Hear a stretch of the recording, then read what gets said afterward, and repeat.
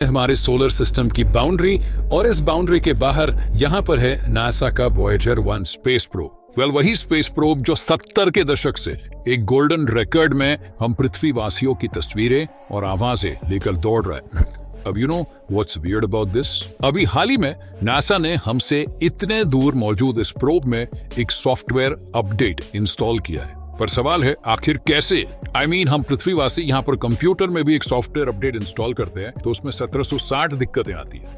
इतनी pin point accuracy और बिना किसी ग्लिच के नासा वालों ने ये कारनामा कैसे करके दिखाया। और ऊपर से 70s के दशक की टेक्नोलॉजी पर चलने वाले वॉयेजर की स्टोरेज कैपेसिटी इतनी कम है कि उसमें इस सिंपल सी फोटो को डालने के लिए भी उसे इतना ज्यादा ब्लर होने तक कंप्रेस करना पड़ेगा और तब जाकर शायद वो इसके कंप्यूटर में अपलोड भी हो पाए। तो ऐसे में नासा वालों ने एक पूरा का पूरा सॉफ्टवेयर अपडेट इतने कम स्टोरेज स्पेस में आखिर समाया कैसे? साथ ही आपको शायद ये पता नहीं होगा पर वॉयेजर 1 का ओरिजिनल मिशन 1980s में ही खत्म हो चुका था, जब उसने जुपिटर, सैटर्न और सैटर्न के मून टाइटन के फोटोज खींचकर भेजे थे। अब मिशन खत्म हो चुका था। उस मिशन पर काम करने वाले सभी साइंटिस्ट भी 70, 80, 90 के हो चुके थे। लेकिन यू नो व्हाट, उन टीम के मेंबर्स को बूढ़े होने के बावजूद भी रिटायरमेंट लेने की परमिशन नहीं थी। वो सिर्फ तभी रिटायर हो सकते अगर उन दोनों वॉयेजर प्रोब्स में से एटलीस्ट एक प्रोब रिटायर हो जाए। आखिर इस मिशन में ऐसी क्या बात है जो नासा अपने ओरिजिनल वॉयेजर टीम को उनके आखिरी समय तक पकड़ कर रखना चाहता है? क्या वॉयेजर स्पेस से कुछ ऐसी इंफॉर्मेशन नासा वालों तक पहुंचा रहा है जो नासा के लिए टॉप सीक्रेट है? इसके बारे में क्लैरिटी से हमें तब समझ में आएगा जब हम ये जानेंगे कि आखिर वॉयेजर 1 के साथ ऐसा क्या हुआ कि लॉन्च के 45 इयर्स बाद अचानक से एक दिन नासा उसे अपडेट करने पर मजबूर हो गया।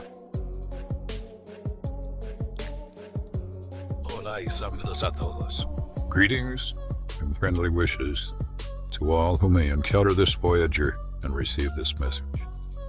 दरअसल 25 अगस्त 2012 को जुपिटर और सैटर्न को कंप्लीटली स्टडी करने के बाद वॉयेजर 1 सोलर सिस्टम से बाहर निकल गया और उसने इंटरस्टेलर स्पेस में कदम रखकर एक नए जर्नी की शुरुआत की, यानी कि सोलर सिस्टम के बाहर की जर्नी शुरू की। इस जर्नी में वो रेगुलरली नासा को इंटरस्टेलर स्पेस से नए नए अपडेट्स भेजता। बट कुछ सालों बाद 2022 में अचानक एक दिन नासा के कंप्यूटर्स पर वॉयेजर से जीरोस और वंस के रूप में स्ट्रेंज सिग्नल्स फ्लैश होने लग गए। अब इन स्ट्रेंज सिग्नल्स को देखकर नासा के साइंटिस्ट खुश हो गए, क्योंकि उन्हें ऐसा लगा वॉयेजर प्रोब्स में जो उन्होंने गोल्डन रिकॉर्ड्स भेजे उसमें मौजूद सारी पृथ्वी की जानकारी शायद किसी के हाथ लग गई है और वो उस डेटा को डिकोड करके हमसे संपर्क बनाने की कोशिश कर रहा है। लेकिन फिर पूरे 1 साल तक उस डेटा को डिटेल में स्टडी करने के बाद साइंटिस्टों को ये पता चला कि उन्होंने इस सिग्नल को लेकर जो अंदाजा लगाया था वो अनफॉर्चुनेटली गलत था और असल में इस विचित्र सिग्नल के पीछे किसी और चीज का ही हाथ था। Now wait, let me explain. देखो, नासा के वॉयेजर प्रोब्स में टोटल 3 ऑनबोर्ड कंप्यूटर्स हैं। पहला फ्लाइट डेटा सिस्टम, जो वॉयेजर पर लगे सभी साइंस इंस्ट्रूमेंट से डेटा को कलेक्ट करके स्टोर करता है। दूसरा है attitude articulation control system AACS, जो वॉयेजर की अलाइनमेंट और पोजीशन को कंट्रोल करता है। और तीसरा है उसका main computer command system CCS, जो इन दोनों सिस्टम्स के साथ वॉयेजर के सभी सिस्टम को कंट्रोल करता है। तो जब वॉयेजर ब्रह्मांड में दौड़ रहा होता है तब ये तीनों सिस्टम्स इंडिविजुअली वॉयेजर के सेंसर से डेटा को कलेक्ट करके उसे बाइनरी कोड यानी कि इस तरह के जीरोस और वंस के रूप में कन्वर्ट करते हैं और फाइनली जब ये डेटा इकट्ठा हो जाता है तो फिर इस बाइनरी कोड को एक TMU, जो कि टेलीमेट्री मॉड्यूलेशन यूनिट नाम का एक डेटा ट्रांसमिशन डिवाइस है, उसके जरिए पृथ्वी पर भेज देता है, जिसके बाद पृथ्वी पर बैठे वॉयेजर प्रोजेक्ट के बूढ़े साइंटिस्ट फिर उसे मिलकर डिकोड करते हैं। अब रिसेंटली हुआ क्या कि वॉयेजर के इन सिस्टम्स में 2 मेजर प्रॉब्लम्स आ गए। पहली प्रॉब्लम यह थी कि इन 3 ऑनबोर्ड कंप्यूटर्स में से AACS यानी कि वॉयेजर 1 को दिशा दिखाने वाला कंप्यूटर ही खराब हो गया, तो वो प्रॉपर्ली TMU के साथ कम्युनिकेट नहीं कर पा रहा था और इसी इनकरेक्ट कम्युनिकेशन की वजह से नासा के सिस्टम पर कंटिन्यूअसली जीरोस और वंस का एकदम रैंडम सिग्नल फ्लैश होने लगा। और दूसरी प्रॉब्लम ये थी कि वॉयेजर के कम्युनिकेशन एंटेनास को पृथ्वी की तरफ पॉइंट करने वाले उसके थ्रस्टर्स भी धीरे धीरे खराब हो रहे थे। एक्चुअली में वॉयेजर में ऐसे छोटे फ्यूल पाइप से फ्यूल इग्नाइट होकर थ्रस्टर्स में जाता है, लेकिन इसमें प्रॉब्लम ये होती है कि थ्रस्टर्स की हर फायरिंग के बाद जो फ्यूल बर्न नहीं होता वो उन पाइप्स में जमा होने लगता है। और अब जैसे कि हम सब जानते हैं वॉयेजर 1 1977 में लॉन्च हुआ था और तब से लेकर आज तक यानी कि ऑलमोस्ट 46 इयर्स से कंटिन्यूअसली उसके थ्रस्टर्स फायर कर रहे हैं और इस वजह से इन पाइप्स में इतना कचरा जमा हो गया है कि उसके थ्रस्टर्स करीब करीब फेल होने के कगार पर पहुंच चुके थे। और अब अगर ये थ्रस्टर्स पूरी तरह से काम करना बंद कर देते तो नासा वॉयेजर के एंटेनास को पृथ्वी की तरफ पॉइंट नहीं कर सकता और ये उसके लिए एक बहुत बड़ा सेटबैक होता था। बेसिकली मिशन के ऑब्जेक्टिव्स मीट नहीं हो पाते। अब फ्रेंड्स, हाल ही में आपने ये नोटिस किया होगा, हमारे मोस्ट रीसेंट वीडियोस में हम एक डीप मैसेज डाल रहे हैं जिसे आप अपनी लाइफ में प्रैक्टिकली यूज कर सकते हो और अपनी लाइफ को एम्पावर कर सकते हो। क्योंकि लेट्स बी ऑनेस्ट, साइंस के नॉलेज का प्रैक्टिकल यूज अगर नहीं करे लाइफ को बेहतर बनाने में तो फिर क्या ही फायदा। ग्रोथ के अलावा और जिंदगी में है ही क्या।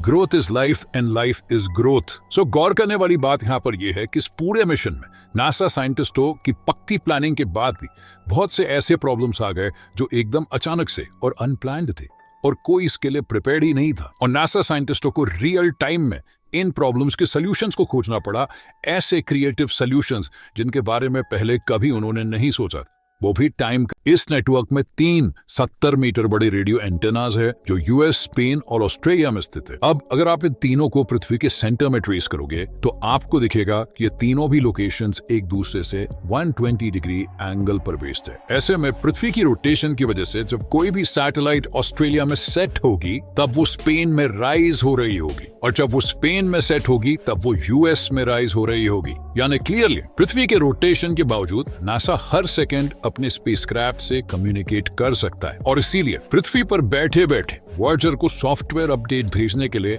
डीप स्पेस नेटवर्क नासा का आइडियल चॉइस था। अब एक सवाल का हल तो मिल गया, लेकिन अब उनके सामने अगला सवाल ये था कि इस अपडेट को इतने कम स्टोरेज में इंस्टॉल कैसे करेंगे। क्योंकि जैसे कि मैंने पहले बताया, वॉयेजर 1 की स्टोरेज कैपेसिटी इतनी कम है कि इसमें एक हाई क्वालिटी इमेज भी हम नहीं भेज सकते। तो इस पर थोड़ा सा सोचने के बाद नासा को एक सोल्यूशन मिला जो सुनने में जितना सिंपल था उतना ही डिफिकल्ट था उसे अप्लाई करना। उन्हें एक ऐसा कोड लिखना था जो कम स्पेस लेकर भी कंप्यूटर और थ्रस्टर्स दोनों के प्रॉब्लम्स को सॉल्व करे। एंड वेरी अनबिलीवेबली ऐसा एक कोड बनाने का आइडिया उन्हें कंप्यूटर के कीबोर्ड से आया। यस, एक्चुअली जैसे पीसी पर repeated task like cut and paste के लिए शॉर्टकट कीज इस्तेमाल किए जाते हैं, वैसे ही उन्होंने अपने कोड में भी वॉयेजर के रिपीटेड टास्क जैसे कि thrusters firing, taking picture, sending back data, pointing spacecraft to Earth, इनके लिए शॉर्टकट्स लिख दिए। और फिर इन शॉर्टकट्स को वॉयेजर 1 पर लगे सिस्टम्स जिस लैंग्वेज को समझने के लिए डिजाइंड है यानी असेंबली लैंग्वेज में लिखकर कोड को छोटा किया। बेसिकली असेंबली लैंग्वेज एक हार्डवेयर बेस्ड लैंग्वेज है जो डायरेक्टली वॉयेजर 1 पर लगे हार्डवेयर को कंट्रोल करती है, जबकि आज के सभी लैंग्वेजेस सॉफ्टवेयर बेस्ड है। और यही वजह है कि नासा अभी भी अपने पुराने एम्प्लॉइज को पकड़ कर रखना चाहती है, क्योंकि लेट्स से अगर उसने इन रिसर्चर्स की जगह किसी और सॉफ्टवेयर डेवलपर को हायर कर लिया तो उसे इस हार्डवेयर लैंग्वेज को समझने के लिए जीरो से शुरुआत करना पड़ेगा। उसे कोड लिखने के पहले ये समझना होगा कि उस वॉयेजर में कौन से हार्डवेयर है, उस पर कितने कंपोनेंट्स है, वो काम क्या करते हैं और किससे किससे कैसे कनेक्टेड है। और इसीलिए नासा ने अपने वही पुराने रिसर्चर्स की मदद से ही वो कोड डिजाइन किया। अब कोड तैयार होने के बाद बारी थी उसे वॉयेजर 1 तक भेजने की, लेकिन उसके पहले उनके सामने एक फाइनल क्वेश्चन बचा था कि उन्होंने लिखा हुआ ये शॉर्ट कोड काम ही करता है या नहीं। वेल, इसे वेरीफाई करने के लिए नासा ने एक तीर से 2 शिकार करने वाला एक आइडिया बिठाया। उन्होंने वॉयेजर 1 को अपडेट भेजने से पहले यही सेम अपडेट को वॉयेजर 2 में इंस्टॉल किया, क्योंकि इसके 2 फायदे थे। पहला ये कि वॉयेजर 2 नासा के साथ प्रॉपर्ली कम्युनिकेट कर पा रहा है और वो वॉयेजर 1 के मुकाबले हमसे ज्यादा करीब भी है, और इसीलिए अगर उससे पहले अपडेट करते तो रिजल्ट्स हमें कंपैरेटिवली जल्दी मिलते। और दूसरा, अगर अपडेट सही से होता तो वॉयेजर 2 फ्यूचर में ऐसे प्रॉब्लम्स जो वॉयेजर 1 के साथ हुए उनसे पहले ही बच जाता।